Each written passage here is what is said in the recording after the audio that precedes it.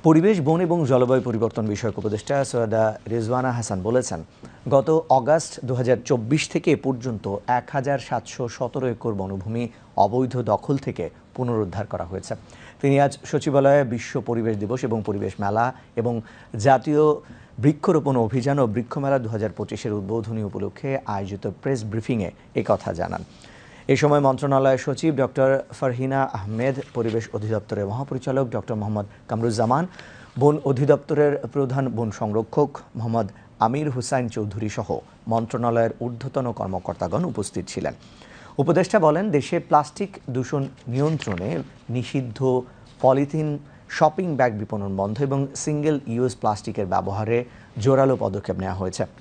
তিনি বলেন, single use plastic হিসেবে 7টি পণ্যকে তালিকাভুক্ত করা হয়েছে এবং 1 জুন থেকে স্ট্র, স্টারওয়ার এবং কটন বাডের উৎপাদন, আমদানি এবং বাজারজাতকরণ নিষিদ্ধ করা হয়েছে। আমরা সম্পূর্ণ পরিকল্পনা করে প্রকল্প অনুমোদন করে ফেলেছি, কাজ শুরু হয়েছে। 3টা বন পুনরুদ্ধারের প্রকল্প অনুমোদন করে কাজ শুরু হয়েছে।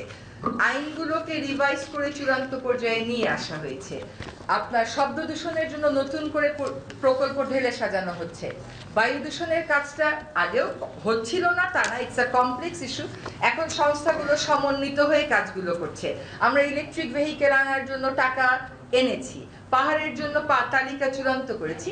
আমি মনে করি যে 10 মাসে এই কাজগুলো বেশ দৌড়ে দৌড়েই গতির সাথে আমাদেরকে করতে হয়েছে। টাঙ্গুয়ার হাওরে যা ঘটছে, এরকম একটা গ্লোবাল হেরিটেজ সাইটে এই জিনিস ঘটতে পারে না।